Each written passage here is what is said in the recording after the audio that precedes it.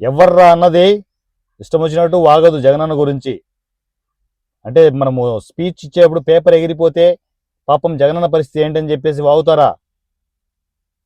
బుద్ధి తక్కువ ఎదవల్లారా, కొంచెం చూసుకొని మాట్లాడాలిగా. ఇక్కడ నెల నెల పేమెంట్లు ఇస్తున్నారుగా, దేనికి? దొబ్బెట్టడానికా? ఉంటాయి, వీక్ పాయింట్లు అన్నీ ఉంటాయి బా. అవును, చదవలేడు, పేపర్ లేకుండా అది అంటే మాట్లాడలేడు, చదవలేడు కాదు, మాట్లాడలేడు. ఏంటి ఇప్పుడు పేపర్ చూసి చదివితే ఏంటి? మీకు మ్యాటర్ కన్వే అవ్వాలి, ఎవరు రాసిస్తే ఏంటి, కన్వే అవ్వాలి. కన్వే చేస్తున్నాడుగా. పేపర్ ఎగిరిపోతే ఏంటి? ఈ పనికి మాలిన సొలుకవులు చెప్తున్నా. జగన్ అంటే మాకు అభిమానం, ఆయన చూస్తే మాట్లాడతాడు. ఇప్పుడు ఏంటి? మేము మార్చుకోం మా పద్ధతులు, అర్థం చేసుకోవాలి. జగన్ అర్థం చేసుకొని ముందుకు వెళ్ళాలి. పేపర్ చూసుకుని చదువుకుంటాడబ్బా పసిబిడ్డ, నోరు లేని బిడ్డ, తండ్రి లేని బిడ్డ. ఆ మాత్రం సపోర్ట్ చేయలేరా ఏంది? జగనన్నా మేము చూసుకుంటాంలే, నువ్వు కానీ పేపర్ చూసుకొని చదువు చెప్తా.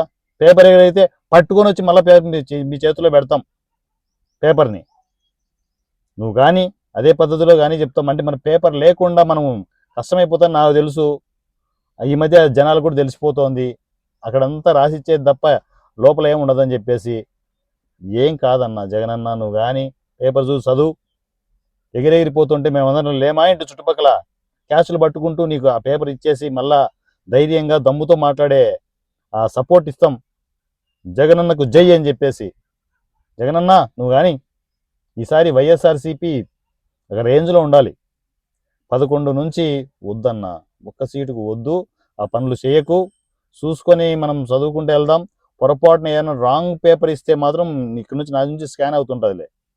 ధూమ్ధామ్గా మీ పనులు కానివ్వండి, పేపర్ చదువుతూనే మీ స్పీచ్లు కానివ్వండి. ఎందుకంటే పేపర్ లేకపోతే అనే మాట మాట్లాడద్దబ్బా. పేపర్ ఉంటుంది, ఖచ్చితంగా పేపర్ ఉంటుంది. ఎగిరిపోకుండా దాని దగ్గర ఏమేమో పెడతాం, అవసరమైతే ఫెవికాల్ అంటిస్తాం పేపర్కి. ఏమంటారు?